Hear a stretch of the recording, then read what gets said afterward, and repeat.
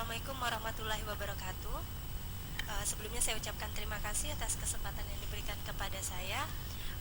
Sebelum kita masuk ke teknis, nanti disampaikan oleh Ibu Dita bagaimana aspek hukum terhadap penegakan fraud terkait dengan JKN. Di sini saya mengasihkan overview dulu terkait dengan apa itu sanksi dan bagaimana nanti terkait dengan regulasi di JKN ini.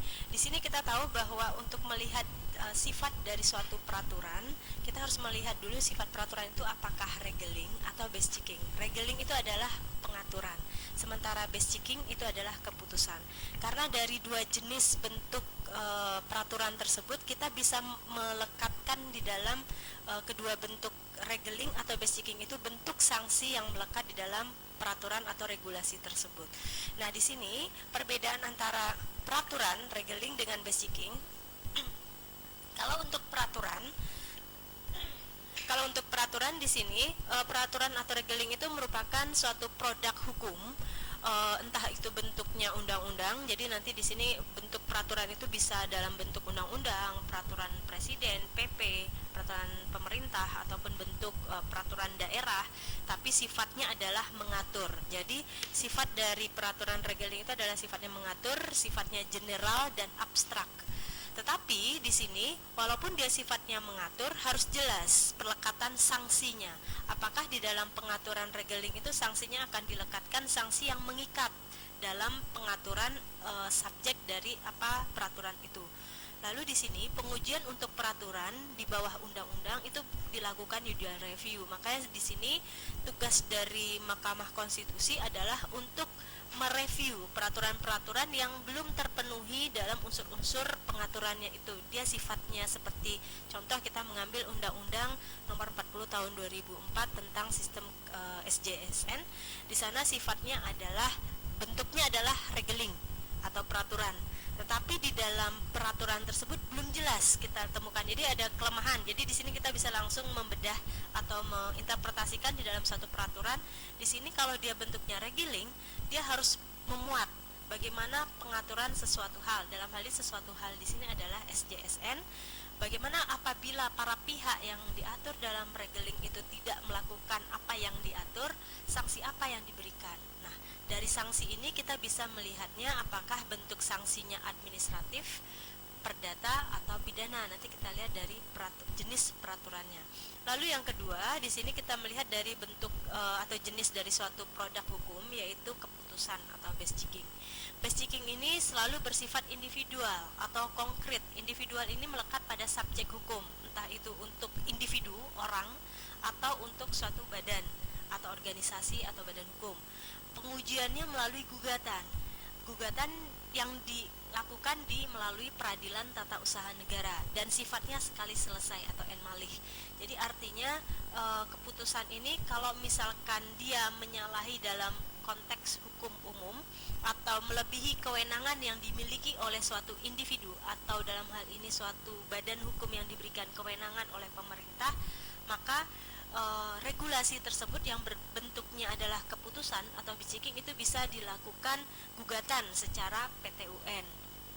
Contoh di sini yang bisa kita lihat dari keputusan, yaitu misalkan kita melihat dari Undang-Undang Nomor Nomor 44 tahun dari sini Permenkes terkait dengan sini saya ambil contoh untuk yang base checking adalah keputusan Menteri Kesehatan nomor 228 Menkes tahun 2013 tentang Komite Nasional Penyusunan Formularium Nasional tahun 2013 terkait dengan JKN. Nah, di sini komite yang dibentuk adalah suatu lembaga yang memiliki kewenangan yang dibentuk oleh pemerintah, yang dalam hal ini apabila dia tidak melakukan tugas atau fungsinya, maka tidak perlu diberikan sanksi, dalam hal ini sanksi seperti yang melekat dalam sanksi administratif dalam pengaturan, tapi dia lembaga tersebut bisa dicopot atau dibatalkan melalui PT-UN. Nah, dari dua jenis bentuk produk hukum, apakah dia regeling dan base checking, kita akan lebih lanjut apa bentuk sanksi yang bisa melekat di dalam kedua jenis peraturan tersebut. tadi sudah disampaikan oleh Dr. Hanefi bahwa di Indonesia kita mengenal ada 3 bentuk sanksi yang melekat dalam suatu peraturan atau produk hukum. Sanksi pertama adalah administratif. Di sini sanksi administratif ini lebih mengatur kepada ketentuan-ketentuan dalam aspek hukum administrasi negara kaitannya dengan kewenangan-kewenangan dari kelembagaan publik. Lalu ada sanksi perdata. Sanksi perdata ini sumbernya atau muaranya yaitu kita berpedoman kepada Kitab Undang-Undang Hukum Perdata. Lalu kita kalau bisa ada gugatan perdata dalam sanksi perdata, kita bisa mengacu kepada sumbernya Kitab Undang-Undang Hukum Acara Perdata. Nah, yang sanksi ketiga adalah sanksi pidana, dan di sini untuk sanksi pidana ini hanya melekat atau induknya ada di Kitab Undang-Undang Hukum Pidana. Jadi di Indonesia masih muara dari sanksi pidana itu walaupun diatur di dalam suatu produk hukum, apakah bentuknya regeling, tetapi muaranya itu tidak boleh bertentangan dengan Kitab Undang-Undang Hukum Pidana. Karena kita tahu bahwa di dalam penerapan asas hukum, kita mengenal dalam membuat suatu peraturan perundang-undangan ada 4 asas yang tidak boleh tidak dilakukan. Yang pertama adalah lex specialis derogat legi generali, artinya suatu produk hukum dibuat itu tidak boleh hukum yang khusus itu hukum yang umum itu harus dikesampingkan kalau ada hukum yang khusus. Jadi kalau kita membuat suatu produk hukum, kalau ada kita melihat suatu konflik atau suatu permasalahan hukum, kita harus melihat hukum umumnya apa, ada punya hukum khususnya atau tidak. Jadi kalau misalkan tentang JKN, ada undang-undang SJSN, ada peraturan pelaksana sampai dengan peraturan Menteri Kesehatan, ya kita lihat peraturan teknisnya seperti apa. Lalu yang kedua, kita harus melihat bagaimana hukum yang baru itu akan menyampingkan hukum yang bersifat lama. Jadi lex specialis derogat legi priori. Jadi hukum yang terbaru akan mengesampingkan hukum yang lama. Jadi di sini dari sifat-sifat aturan hukum tadi dalam asas hukumnya, kita akan melihat apakah aspek hukum pidana ini muatannya dalam 2 aspek asas tadi, tetapi induknya kita dengan menggunakan asas lex specialis derogat legi generali bermuara kepada KUHP. Nah, untuk membedah dalam bentuk-bentuk sanksi, kita melihat di sini dalam penerapan sanksi hukum, memang kita harus melihat regulasi apa saja yang mengatur mengenai jaminan kesehatan nasional yang ada di Indonesia. Yaitu kita melihat dari produk undang-undang sampai dengan peraturan Menteri Kesehatannya atau peraturan teknis, sampai dengan kalaupun ada sampai di level daerah, yaitu sampai perda atau peraturan kepala daerah.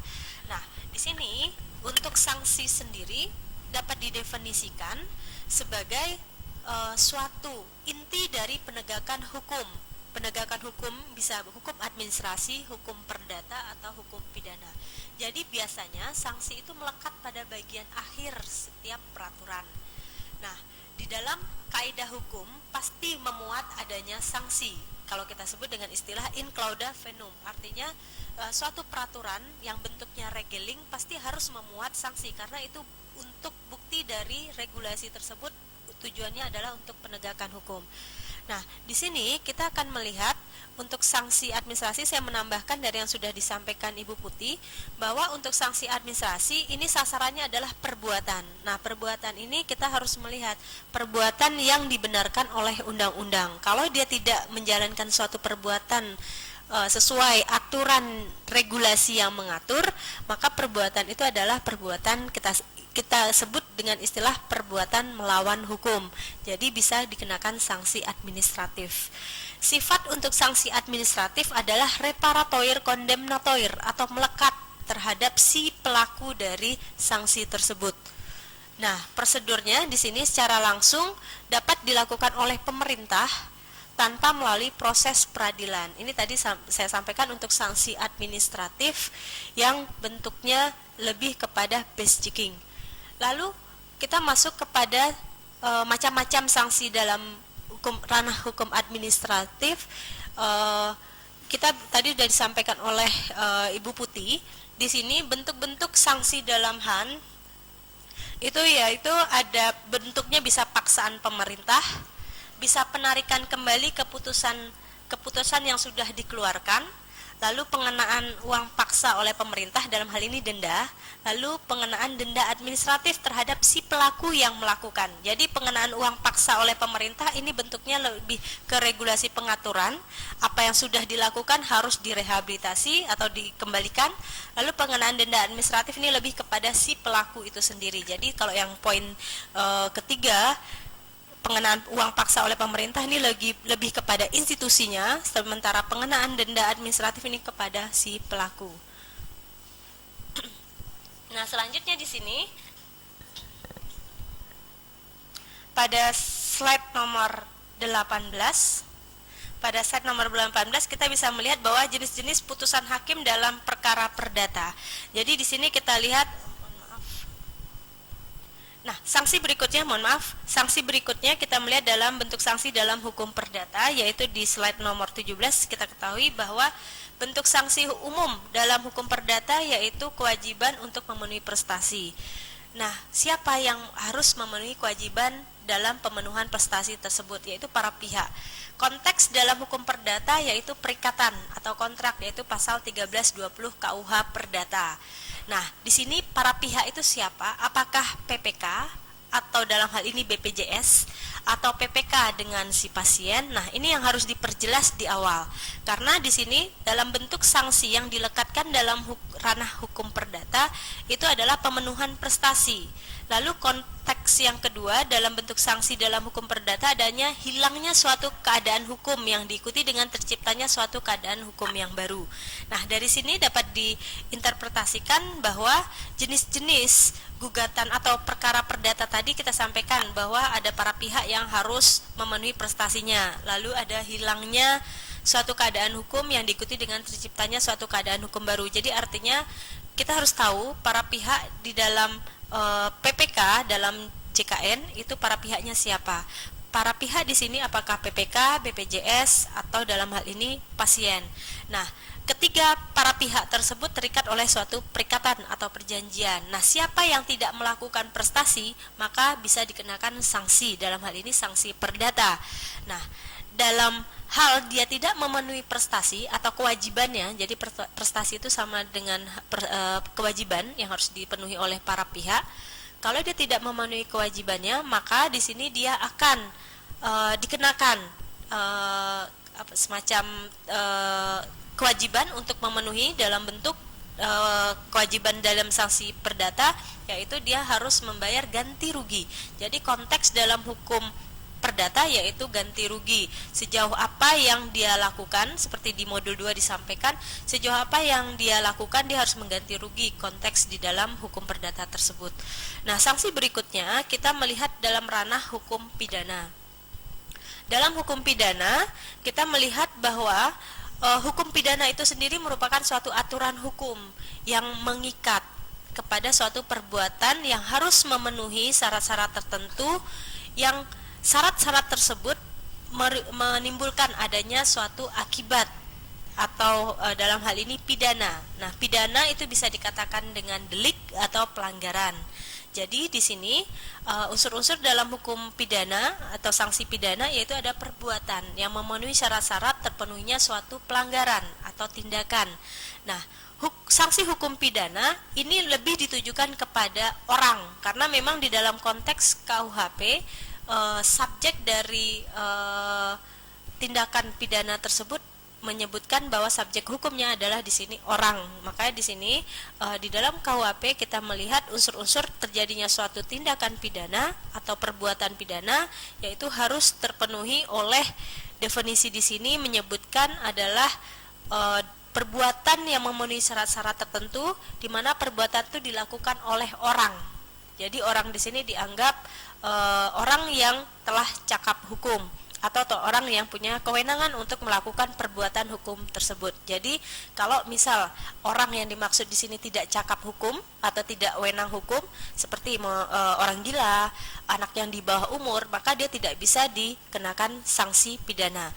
Kalau kita melihat dalam regulasi JKN sendiri, dianggap bahwa definisi subjek hukum di sini untuk sanksi pidana itu adalah kalau undang-undang tentang BPJS 2011 di sana disebutkan lebih ke lembaganya, institusinya, BPJS-nya. Jadi harus jelas BPJS-nya, pegawai dari BPJS atau staf dari BPJS itu harus jelas orang yang dimaksud di sini untuk pengenaan dari sanksi pidana.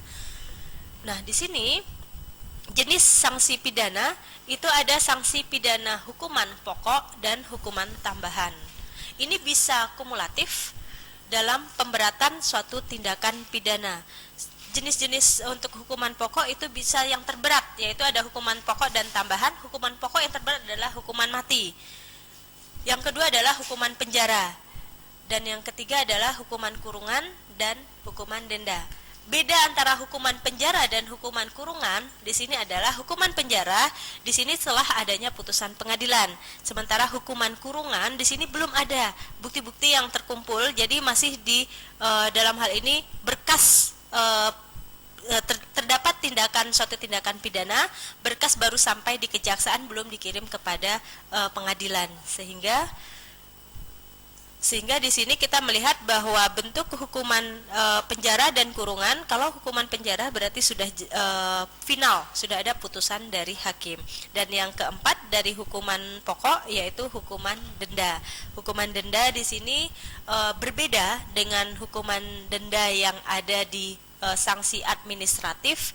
Kenapa? Karena hukuman denda di sini bisa kumulatif antara hukuman denda dan penjara. Hukuman denda di sini menghitungnya adalah di sini melihat dari sanksi dari perbuatan pidana yang dilakukan oleh orang tersebut di dalam konteks tindakan pidana.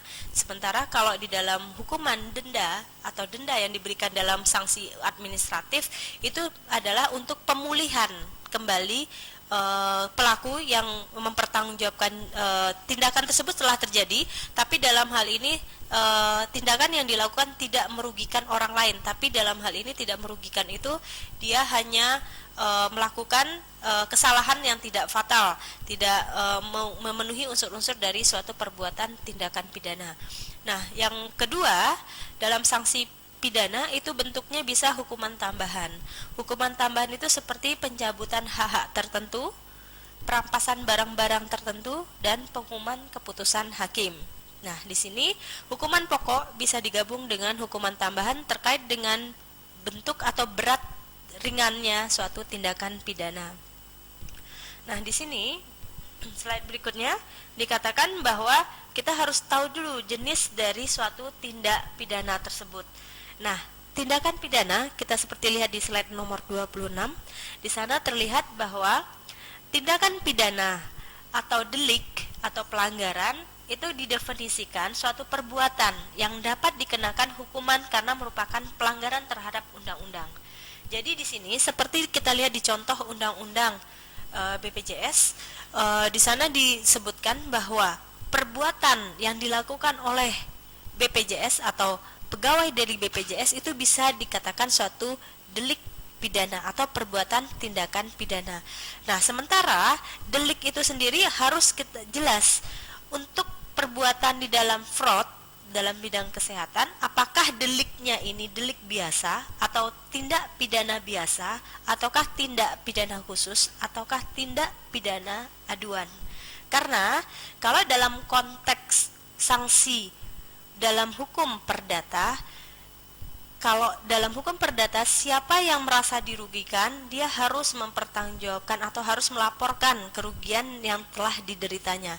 Jadi sepanjang orang yang tidak merasa dirugikan tapi telah terjadi kerugian, maka sanksi hukum perdata tidak bisa dilekatkan. Yang kita lihat hanyalah di sini salah satu pihak telah melakukan wan prestasikah atau perbuatan melawan hukum. Tapi sepanjang perbuatan melawan hukum itu tidak dilaporkan, tidak disampaikan oleh para pihak yang terikat dalam perikatan, maka belum terjadi gugatan perdata. Berbeda dengan definisi delik atau sanksi pidana, kita harus jelas dulu sanksi pidananya sini, tindakan pidananya tersebut. Tindakan pidana tersebut apakah jenisnya delik biasa atau delik aduan. Seperti terlihat di dalam skema unsur-unsur delik, yaitu di slide nomor 28. Unsur delik tersebut ada delik subjektif dan objektif. Kalau untuk delik subjektif yang memenuhi unsur subjektif, di sini harus memenuhi unsur-unsur dolus dan culpa, kesengajaan dolus dan kealpaan culpa. Nah, untuk kesengajaan, unsur-unsur kesengajaan, ini kesengajaan sebagai maksud. Jadi sengaja dia melakukan suatu perbuatan tersebut. Lalu unsur berikutnya adalah kesengajaan dengan keinsafan pasti. Artinya dia sadar untuk melakukan suatu perbuatan tersebut, untuk melakukan mungkin penipuan dalam hal fraud ini, dia sengaja untuk melakukan, dan itu bukan karena kelalaiannya. Kalau kelalaiannya nanti larinya kepada culpa, tapi dia sengaja untuk melakukan untuk keuntungan atau kepentingannya sendiri. Nah, kesengajaan yang berikutnya, unsur kesengajaan di sini, kesengajaan dengan keinsafan akan kemungkinan. Jadi kemungkinan di sini ada kesempatan. Jadi dia sengaja karena ada kesempatan di depan mata. Jadi kesengajaan di sini kita lihat dari unsur subjektifnya. Lalu yang berikutnya adalah kealpaan. Kealpaan ini karena kelalaian dia tidak sengaja, karena kekurang hati-hatiannya mungkin dia melakukan kesalahan dalam mengcoding data. Begitu juga dapat menduga, jadi ketidakhati-hatian, kecerobohan itu dianggap kealpaan, ini lebih ringan dalam sanksi pidana. Dan yang terakhir di sini unsur objektif meliputi perbuatan manusia, akibat perbuatan dan sifat melawan hukum dan keadaan-keadaan tertentu. Nah, dari unsur-unsur tersebut kita bisa melihat untuk fraud sendiri itu masuk ke dalam delik jenis apa? Apakah delik formal atau delik material? Delik formal di sini dikatakan delik tindakan tersebut dilarang. Jadi nyata-nyata dilarang oleh regulasinya. Regulasi di sini melihat dalam tindakan pemidanaan tersebut dia dilarang oleh regulasi yang ada diatur di suatu negara tersebut. Lalu delik material di sini tindakan tersebut dilakukan karena dilarang, tetapi di sini mau tidak mau tindakan itu harus dilakukan. Karena di sini sebagai contoh misalkan pembunuhan dan penipuan, ini adalah delik material, masuknya ke dalam delik material, tetapi penyuapan, penghasutan itu masuk ke dalam delik formal. Lalu antara delik aduan dan delik biasa, kalau delik biasa itu tanpa diadukan kepada kepolisian atau penyidik, itu tindakan pidana itu sudah akan diproses oleh pengadilan. Berbeda dengan delik biasa, contoh delik biasa adalah pembunuhan. Jadi tanpa ada pengaduan pun, maka di sini telah terjadi tindakan pidana dan kejaksaan atau kepolisian atau penyidik dalam hal ini harus melakukan pemprosesan terhadap tindakan tersebut. Nah, dari definisi di sini kita akan melihat bahwa dari jenis-jenis pemidanaan tadi, dari bentuk-bentuk deliknya, kita akan melihat fraud pelayanan kesehatan itu masuk kepada delik aduankah atau delik biasa. Kalau dalam konteks teori yang ada, ini masuk ke dalam delik aduan. Jadi siapa yang merasa dirugikan itu harus melakukan pelaporan. Nah, dalam konteks delik aduan, apakah di sini BPJS merasa dirugikan? Nah, ini yang akan agak lebih kurang cocoknya kalau dia dimasukkan ke dalam delik aduan. Tetapi bentuknya kalau kita masukkan ke dalam garis besar, yaitu delik formil dan delik material, yaitu dalam hal penipuan yang masuk di dalam pasal 332 KUHP, maka di sini tindakan fraud merupakan delik formil, bukan delik aduan. Jadi apapun kalau sudah ada indikasi penipuan di dalam suatu tindakan fraud, itu harus dilakukan penindakan. Nah, penindakan di sini kita akan melihat apakah pidana pokok atau pidana tambahan. Karena pidana pokok misalkan pidananya adalah pidana penjara plus pidana denda, ataukah pidana pokok plus pidana tambahan, misalkan pidana penjara plus pidana denda dan perampasan barang-barang tertentu atau perampasan hak-hak tertentu berdasarkan putusan pengadilan. Jadi bisa kita pilih di sini. Namun di dalam regulasi JKN yang ada kita bisa memilah bahwa sanksi pidana di sini lebih kepada institusi dari BPJS sendiri. Sementara pelaku di luar itu belum ada pengaturannya. Apalagi di Undang-Undang Nomor 40 Tahun 2004 itu belum ada pengaturan sanksi pidana yang terkait dari pihak tadi. Nah, di sini yang akan didetilkan lebih lanjut di dalam penyusunan suatu sanksi yang maka di dalam regulasi yang ada di JKN. Nanti akan disampaikan secara detail oleh Ibu Dita, silakan.